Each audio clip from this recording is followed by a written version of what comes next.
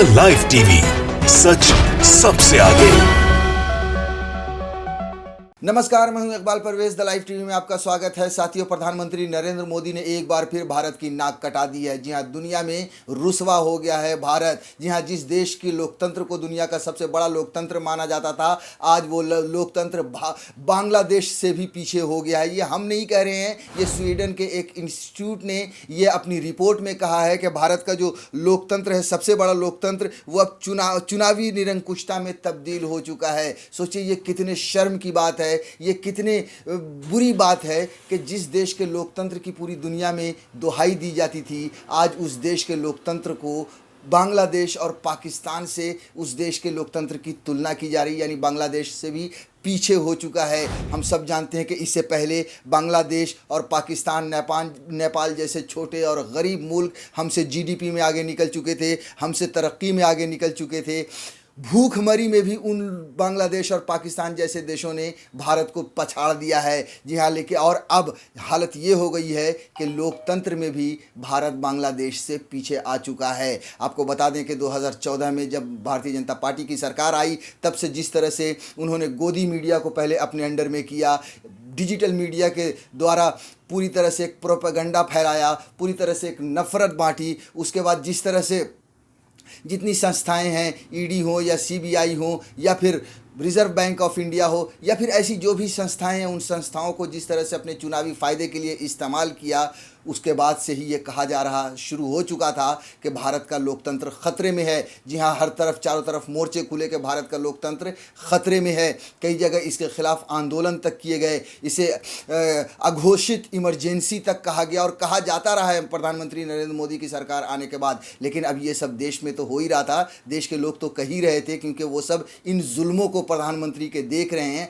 अब तो विदेश में भी भारत के लोकतंत्र का मजाक उड़ने लगा है और बांग्लादेश से पीछे हो गया है। अब हम आपको थोड़ा सा विस्तार में ये खबर बता देते हैं, लेकिन उससे पहले आपको बता दूं कि जिस तरह से ये जब रिपोर्ट आने के बाद राहुल गांधी ने जब इस पर प्रतिक्रिया दी, उसके बाद पूरी भारतीय जनता पार्टी का जो तंत्र था, पूरे गोदी मीडिया का जो तंत्र था, वो राहुल गांधी पर बिफर पड़ा। जिससे, और हम सब जानते हैं कि जब भी विदेशी बात कुछ इस तरह की होती है तो किस तरह से हमारा आंतरिक मामला कहा जाता है। लेकिन सोचिए, जब स्वीडन से जब ये रिपोर्ट आई है, तो जाहिर सी बात है कि ये रिपोर्ट पहले ही दुनिया में जा चुकी है और पहले ही भारत का नाम ख़राब हो चुका है। अब हम आपको थोड़ा सा विस्तार से ये खबर बता देते हैं। कई जगहों पे छपी है, लेकिन हम TV9 की आप हेडलाइन बता देते हैं आपको पहले कि भारत अब लोकतांत्रिक देश नहीं, स्वीडन इंस्टीट्यूट की रिपोर्ट, ट्वीट कर राहुल गांधी ने लगाया आरोप। जी हाँ, जब स्वीडन इंस्टीट्यूट की जब रिपोर्ट आई तो राहुल गांधी ने ये ट्वीट किया कि भारत अब लोकतांत्रिक देश नहीं रहा।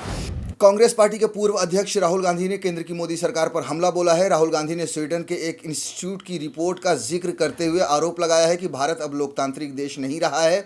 इस रिपोर्ट में दावा किया गया है कि सेंसरशिप के मामले में भारत पाकिस्तान की तरह एक तंत्र हो गया है और स्थिति अब बांग्लादेश से ख़राब है। यह रिपोर्ट स्वीडन के वीडेम इंस्टीट्यूट ने जारी की है। इसमें दुनिया की सबसे बड़े लोकतंत्र की जगह भारत को इलेक्टोरल एक तंत्र वाला देश बताया गया है। सोचिए कितनी बड़ी बात कह डाली है। इलेक्टोरल एक तंत्र वाला देश भारत को बना दिया गया है। जाहिर सी बात है कि सिर्फ और सिर्फ अब यानी कि चुनाव के लिए ही लोकतांत्रिक पद्धति रह गई है इस देश में। बाकी उसके अलावा लोकतंत्र जैसा कोई माहौल नहीं है, यानी कि इलेक्टोरल इमरजेंसी लगा दी गई है, अघोषित इमरजेंसी लगा दी गई है। इस रिपोर्ट में भारत को हंगरी और तुर्की के साथ लोकतंत्र के कई पहलुओं पर प्रतिबंध लगाने के आरोप में इलेक्टोरल ऑटोक्रेसी में वर्गीकृत किया गया है। इसमें आरोप है कि भारत में नागरिक समाज समूहों और स्वतंत्र अभिव्यक्तियों में बाधा आ रही है। जी हाँ, लोगों की स्वतंत्रता में बाधा आ रही है, लोगों की अपनी आज़ादी छीनती जा रही है और बहुत सारी ऐसी चीज़ें हैं। एक चीज़ का जिक्र नहीं किया जा सकता, इसमें बहुत सारी चीज़ें हैं। आप भी ये जानते हैं और ये अगर आप इस देश में हैं तो आप भी ये महसूस कर रहे होंगे कि किस तरह से दिन ब दिन भारत का जो लोकतंत्र है वो ख़तरे में पड़ गया है, किस तरह से लोकतंत्र को कमज़ोर किया गया है। कांग्रेस नेता ने जिस खबर का उल्लेख किया, उसमें कहा गया है कि स्वीडन के वीडेम इंस्टीट्यूट की लोकतंत्र से संबंधित रिपोर्ट में भारत के दुनिया के सबसे बड़े लोकतंत्र से चुनावी निरंकुशता में तब्दील हो जाने का दावा किया गया है।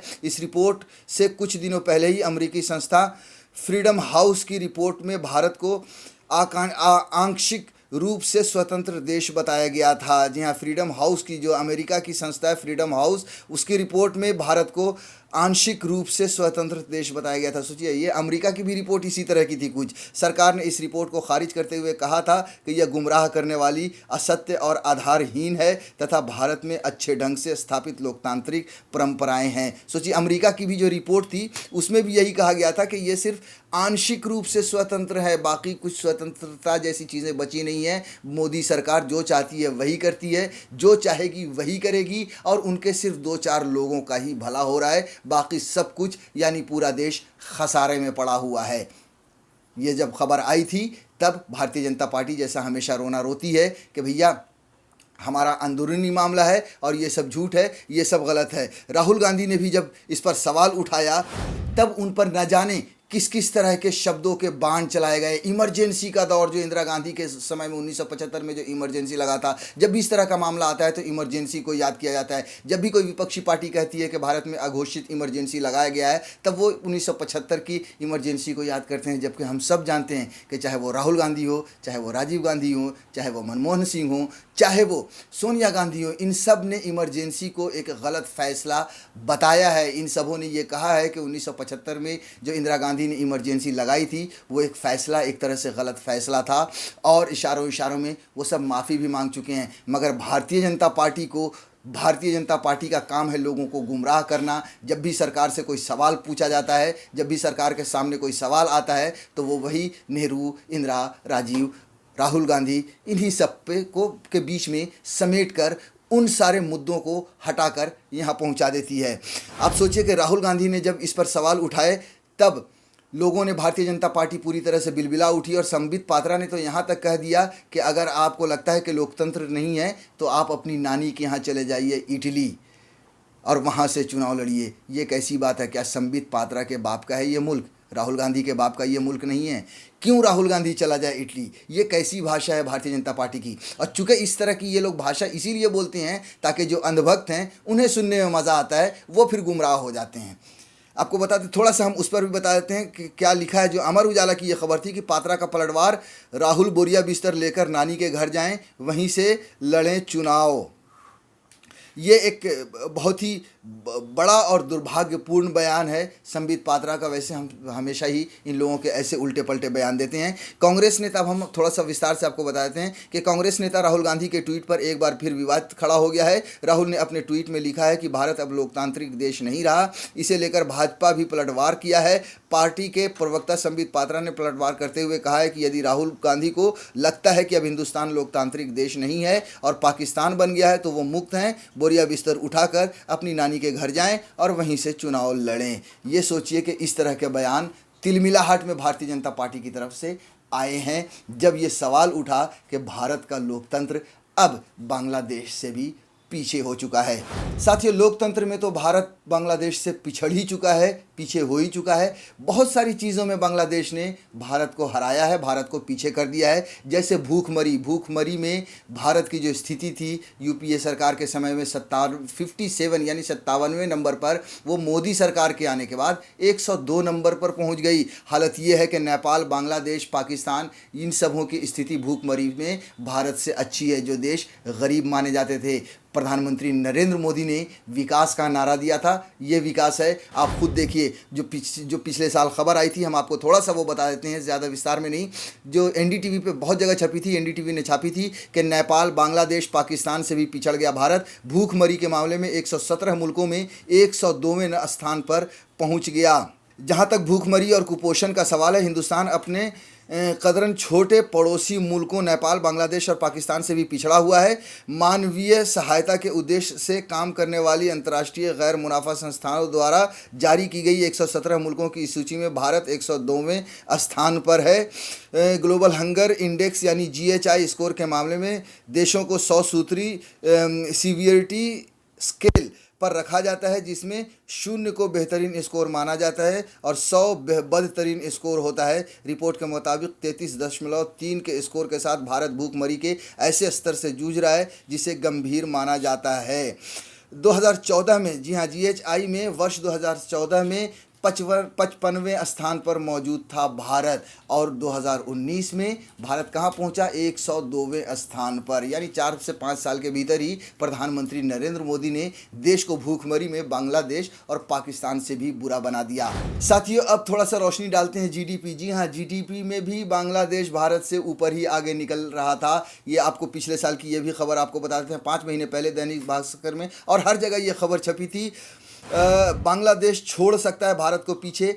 आईएमएफ बोला बांग्लादेश की प्रति व्यक्ति जीडीपी भारत से 0.6% ज़्यादा हो सकती है। राहुल का तंज भाजपा के नफरत भरे राष्ट्रवाद का सॉलिड अचीवमेंट है। जी हाँ, भाजपा ने इस देश में सत्ता संभालते ही सिर्फ और सिर्फ नफरत बांटी है, जिसका नतीजा ये हुआ है कि हर चीज़ में भारत पिछड़ता चला गया है। थोड़ा सा आपको इस खबर को भी विस्तार से बता देते हैं कि पिछड़े देशों में गिने जाने वाले बांग्लादेश की पर कैपिटा जीडीपी भारत की पर कैपिटा जीडीपी इस कैलेंडर साल में ज़्यादा हो सकती है। अंतर्राष्ट्रीय मुद्रा कोष ने यह जानकारी दी है। आईएमएफ ने कहा है कि बांग्लादेश के प्रति व्यक्ति जीडीपी $1,888 करीब 1,38,400 रुपये हो सकती है, जबकि भारत में यह $1,877 करीब 1,37,594 रुपये हो सकती है। सोचिए, बांग्लादेश जीडीपी में भी भारत को क्या किया? धो दिया एक तरह से। जो गरीब मुल्क था, जिसे हम भूखा नंगा मुल्क कहा जाता था, भारत हो या पाकिस्तान हो या नेपाल हो, उसकी हालत ये है कि वो भारत से आगे निकल रहा है हर चीज़ में। और आपको बता देते हैं कि जो विकास है, जो प्रोडक्शन है, उसमें भी नेपाल वगैरह जो है सो वो भारत को पिछाड़ चुके हैं। नेपाल और बांग्लादेश, पत्रिका में एक आया था पिछले साल की ये खबर है कि समावेशी विकास में नेपाल और बांग्लादेश से भी पिछड़ा भारत। दावोस, केंद्र सरकार भले ही भारत की विकास दर दुनिया में सबसे तेज़ रहने की बात कर रही हो, लेकिन सच्चाई यह है कि समावेशी विकास के मामले में भारत नेपाल और बांग्लादेश से भी पीछे है। विश्व आर्थिक मंच ने अपनी ताज़ा रिपोर्ट में बताया है कि भारत समेत दुनिया भर के अधिकतर देशों में आर्थिक असमानता में वृद्धि हुई है। समावेशी विकास सूचकांक में भारत को 60वें स्थान पर रखा है। इस सूचकांक में गरीब माने जाने वाले हमारे पड़ोसी नेपाल और बांग्लादेश से भी भारत को नीचे रखा गया है। गौरतलब है कि यह सूचकांक 12 संकेतकों पर आधारित है। मंच की समावेशी वृद्धि एवं विकास रिपोर्ट 2017 सोमवार को जारी की गई। जी हाँ, ये 2017 में रिपोर्ट जारी की गई थी कि यहाँ भी बांग्लादेश और नेपाल जैसे छोटे मुल्क से और गरीब मुल्क से भारत पीछे हो गया था। तो साथियों, देखा आपने कि किस तरह से विदेशों में, किस तरह से दुनिया भर में भारत की नाक कटी है। जी हाँ, भारत बांग्लादेश, नेपाल, पाकिस्तान जैसे गरीब मुल्कों से पिछड़ता चला गया है। भारत भूखमरी में पिछड़ गया। भारत भूख की जीडीपी बुरी तरह से ख़त्म हो चुकी है। यही था प्रधानमंत्री नरेंद्र मोदी के विकास का एजेंडा। जी हाँ, विकास का मतलब नफ़रत बांटो, सत्ता हासिल करो, और विकास भारतीय जनता पार्टी का होगा। विकास प्रधानमंत्री नरेंद्र मोदी के कुछ खास दोस्तों का होगा। और यही वजह है कि अब इन सब में चीज़ों में तो पिछड़ ही रहा था। अब बांग्लादेश से किस चीज़ में पिछड़ गया? लोकतंत्र में पिछड़ गया। वहाँ के लोकतंत्र की स्थिति भारत से अच्छी हो गई।